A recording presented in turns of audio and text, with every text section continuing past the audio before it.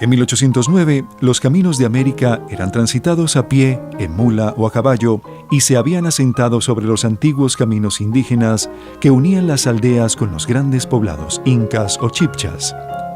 En aquella época, los correos tardaban tanto en llegar como lo que dura una mula o un caballo de Santa Fe a Popayán o de esta a Quito.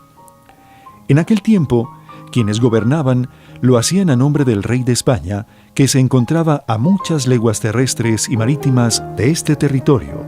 Por lo tanto, quien tuviera la información más rápidamente y en forma más oportuna sobre lo que acontecía en los centros de poder, tenía una gran ventaja sobre los demás americanos. Fue en estas condiciones que una élite de ciudadanos caleños firmaron una declaración de independencia 17 días antes de producirse el grito de independencia en Santa Fe, lo que evidencia el hecho de que las primeras luchas de este largo proceso en la Nueva Granada se dieron en las provincias del sur, Pasto y Cali.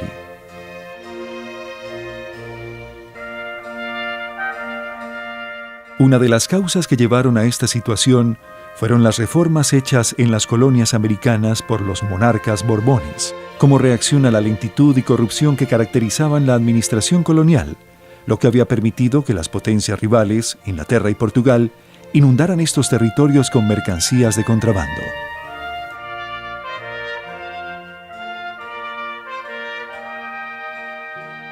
El objetivo de las reformas borbónicas era recuperar para la corona el poder que los reyes habían delegado en la Iglesia Católica y los comerciantes, por lo que privilegiaron a los españoles europeos, los chapetones, en el acceso a los principales puestos de confianza en el aparato burocrático, lo que fue un duro golpe para la aristocracia criolla.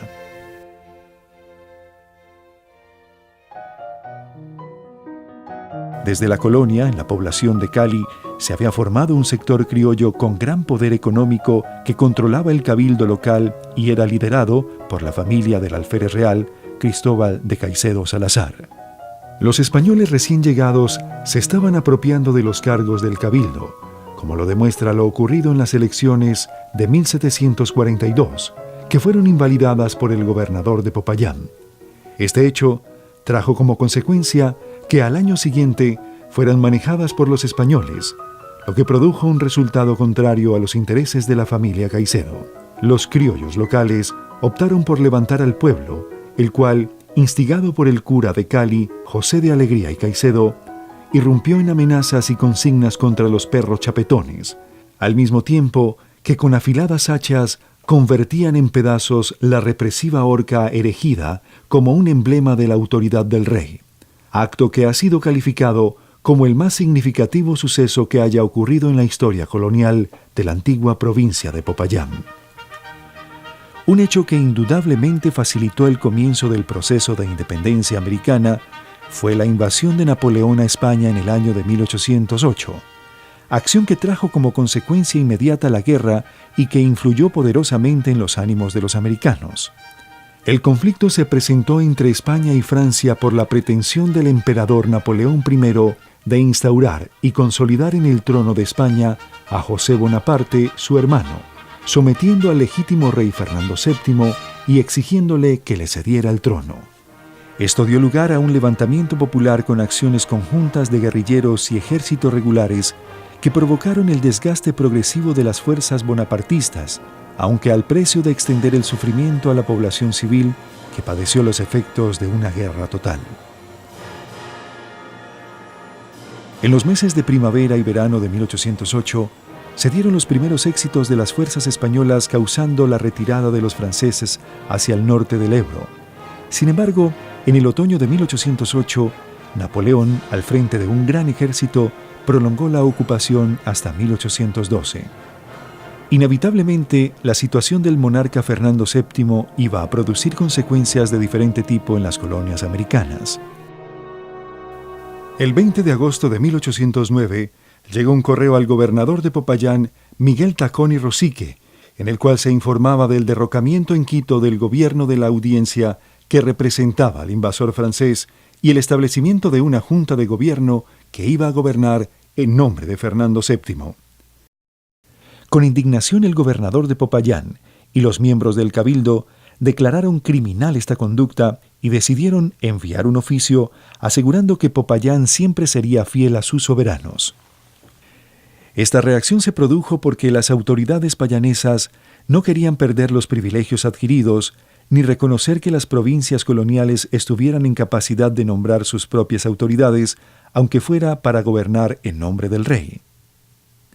Tampoco querían quedar en condiciones de inferioridad o dependencia comercial con Quito, por lo cual rechazaron la propuesta considerándola como una forma de aprovecharse de la situación española y viendo en ella la pretensión de Quito de extender sus fronteras hasta el norte de Popayán. Los payaneses le declararon la guerra a Quito y solicitaron apoyo y recursos al virrey de Santa Fe, ayuda que no había de llegar. Sin embargo, fueron los habitantes de Pasto los que enfrentaron a los quiteños, quienes invadieron el territorio, dando inicio a un largo proceso de luchas que se prolongaría muchos años, pues, como bien se afirma, los pastusos fueron los primeros en Hispanoamérica en defender al rey y los últimos en abandonarlo. El 16 de octubre de 1809 ocurrió la que ha sido considerada la primera batalla por la independencia en el sitio de Funes, donde los quiteños fueron derrotados. Allí, aparte de unas contadas tropas veteranas de Popayán, se enfrentaron campesinos y artesanos sin experiencia militar que, según testigos, eran un cuerpo de artesanos y labriegos que por primera vez ensayaban cargar y descargar un fusil o manejar una lanza, y más bien parecían un gran motín de campaña bajo las órdenes de capitanes tan bisoños como ellos. Pasada la primera batalla, el gobernador de Popayán en persona se puso al mando de las tropas que marcharían a Quito a detener a los sediciosos, lo que no fue necesario, pues fueron las tropas de Lima las que entraron a Quito y los derrotaron. A pesar de la derrota, el movimiento libertador de los patriotas de Quito fue la chispa que encendió la búsqueda de la libertad en nuestro país, y aunque no triunfaron, su ejemplo fue seguido en muchas ciudades del nuevo reino de Granada.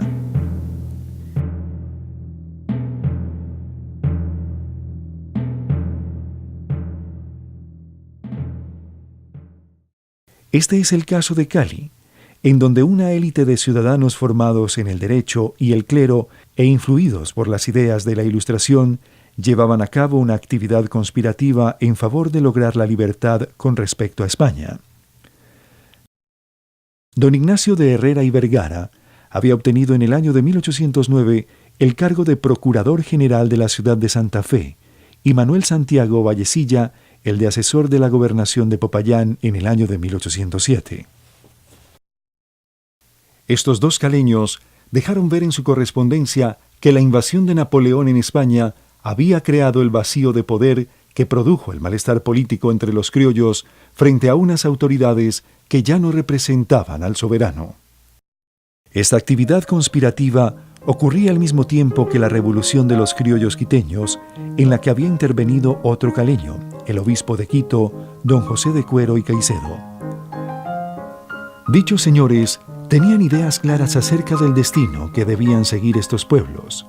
Joaquín de Caicedo y Cuero, en carta dirigida a Santiago de Arroyo el 29 de junio de 1810, decía: que disuelto el Consejo de Regencia, no tenga derecho a establecerse en nuestro continente, no pueda reclamar posesión, que nosotros entonces seamos árbitros para elegir la forma de nuestro gobierno, atemperándonos a nuestros usos, costumbres y carácter, y que luego, sin pérdida de momento, se organice en el reino una Junta Suprema de Seguridad Pública. En este contexto, se dio el grito de independencia de Cali, que no se trató de un movimiento revolucionario, sino más bien del intento de alcanzar una especie de autonomía política similar a la que buscaron los quiteños con su movimiento.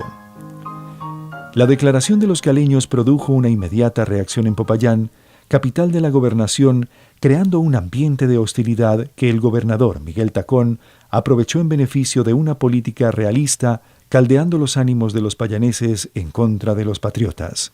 A esto se unieron las diferencias de las ciudades del Valle con Popayán, dando inicio a una federación de ciudades en la que Cali se consolidaría como el centro político y militar del proceso de independencia.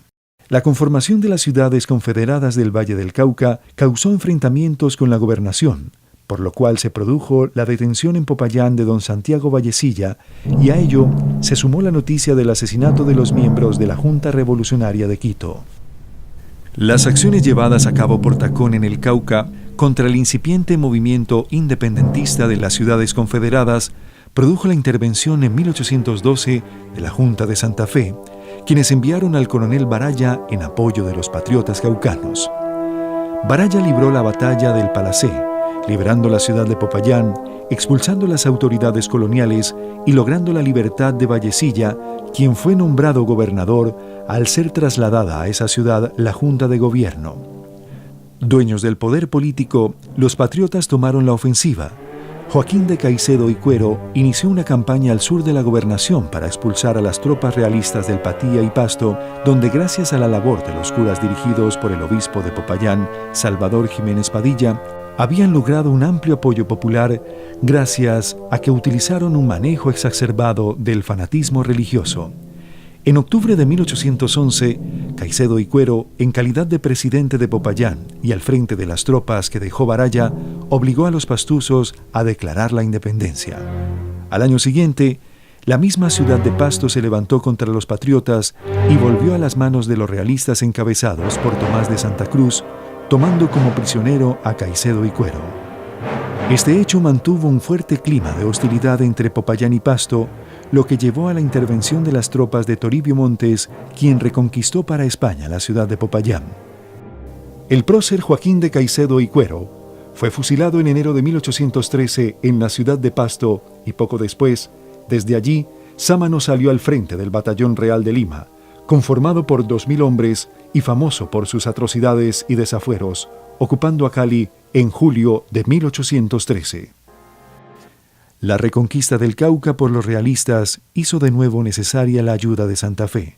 Esta vez, el gobierno de Cundinamarca autorizó a Antonio Nariño para que organizara un ejército con la participación de un destacado ciudadano de la región, José María Cabal.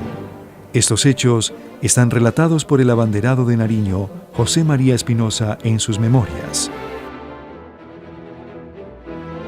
No fue largo el respiro que tuvo la patria, pues si la guerra entre hermanos se había conjurado en Santa Fe, las fuerzas realistas de Montes y Sámano amenazaban por el sur a Popayán, y esas provincias pedían con instancia un auxilio a Cundinamarca. El 30 de septiembre atacamos a Sámano en el Alto Palacé, donde se había situado. Este jefe tenía un fuerte ejército compuesto en su mayor parte de gente de pelea. Nuestra vanguardia, al mando del general Cabal, fue suficiente para detenerlos, y aunque hicieron frente, en poco tiempo quedaron del todo derrotados. Sámano se retiró precipitadamente a Popayán. A dicha acción siguió el enfrentamiento con el general español Ignacio Asín. Vimos al enemigo formado en batalla en el llano de Calibío. Inmediatamente nos formamos al frente. Rompió el fuego de artillería que fue contestado por el juego de la nuestra, y a pocas descargas dio el general Nariño la orden de avanzar, y así comenzó a batirse la fusilería de una y otra parte, lo que duró 3 horas largas, y al fin, después de un reñido combate, se decidió la victoria en nuestro favor, sufriendo los españoles la más completa derrota. Continuamos hasta llegar al río Juanambú, a 2 jornadas de Pasto, que además de la gran masa de aguas que lleva, es muy inclinado y por lo mismo impetuoso. Del otro lado, se levantan Buesaco y Boquerón, puntos militares inexpugnables, sobre los que estaban situadas las tropas realistas en número como de 1.500 hombres. Nariño dio orden de pasar el río y atacar las trincheras. En la altura de Tacines estaba el campo enemigo con la artillería, y en la falda se hallaba la infantería, parapetada como siempre en buenas trincheras. Descollaba entre todos y delante de todos la arrogante figura de Nariño. A las 3 de la tarde habíamos arrollado al enemigo, desalojando toda la línea de sus más fuertes posiciones. A las 5 el campo ya era nuestro. Los españoles huyeron en dirección a Pasto. La impaciencia del general por llegar pronto a Pasto le hicieron precipitar la marcha. Esa misma noche partimos con parte del ejército y el resto se quedó en Tacines. Al amanecer llegamos al ejido de Pasto y allí hicimos alto aguardando el día. Desde allí vimos que por la plaza iba una procesión con gran acompañamiento y llevaban en andas con cirios encendidos la imagen de Santiago. Entonces Nariño dispuso el ataque, pero las guerrillas pastusas se aumentaban por momentos. Cada hombre iba a sacar las armas que tenía en su casa y, temiendo las venganzas de los patriotas, exageradas por los realistas, formaron en un momento un ejército bien armado y municionado que parecía que no había brotado la tierra. Al anochecer, nos atacaron formados en 3 columnas y nosotros hicimos lo mismo. La del centro, mandada por Nariño en persona, les dio una carga tan formidable que los rechazó hasta la ciudad. Pero las otras 2 alas habían sido envueltas y rechazadas, y los jefes, viendo que Nariño se dirigía a tomar una altura para dominar la situación, lo creyeron derrotado y comenzaron a retirarse en dirección de Tacines, donde estaba el resto del ejército para buscar su apoyo. Poco después del amanecer llegamos a Tacines y un coronel que venía de Pasto dijo que mi general estaba prisionero, que todo se había perdido y se emprendiese la retirada. Perdido Nariño, José María Cabal pudo, en compañía de unos 10 oficiales y unos pocos soldados, oponerse a la persecución que le hicieron los realistas y regresar a Popayán, manteniendo por algún tiempo, a punta de intrepidez y estrategia, la dignidad de su causa. Debido a esto, en 1815, el gobierno de la Unión organizó otra expedición sobre el sur, dando a Cabal el mando y el título de general, y con este ejército se produjo el 15 de abril de 1815 el sangriento combate del río Palo contra un ejército de 2.500 hombres enviado por el realista Montes desde el Ecuador. Allí, Cabal obtuvo, en compañía de Serviés y Liborio Mejía, una espléndida victoria.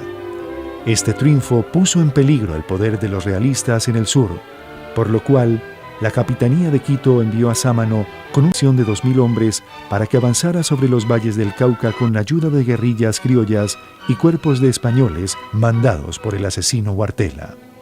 Cabal organizó una junta de patriotas en Popayán con el fin de ponerlos al corriente del peligroso estado en que se hallaban, rodeados por todas partes de enemigos y sin recursos para continuar la guerra. La junta, contrariando sus indicaciones, decidió enfrentar al enemigo donde se hallara, por lo cual Cabal renunció al mando del ejército y se retiró del servicio. El coronel Liborio Mejía, al mando de las fuerzas patriotas, se enfrentó al ejército de Sámano en la Cuchilla del Tambo, en donde, a pesar de su brío, quedó completamente vencida la legión patriota. Lo que siguió de allí en adelante fue una época de terror en la que los realistas fusilaron gran cantidad de patriotas, entre ellos a Cabal y Vallecilla. La independencia definitiva de las provincias del sur solo se dio hasta 1822, cuando Bolívar y Antonio José de Sucre llevaron a cabo un plan coordinado que comenzó con la incursión en el Ecuador, gracias a la cual fueron liberadas Quito y Guayaquil.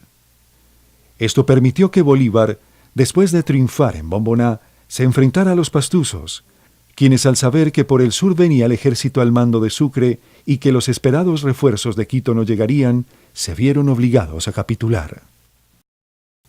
Vale la pena resaltar la habilidad estratégica de Bolívar, quien, a diferencia de Nariño, ideó un plan para persuadir a los pastusos de abandonar su intransigencia y aceptar la capitulación. Con lo dicho, queda claro que los procesos de la independencia en el sur de la actual Colombia estuvieron más ligados a lo que acontecía en Quito y Perú que al virreinato de Santa Fe, y que los más recalcitrantes territorios realistas estuvieron en Popayán, Pasto y El Patía.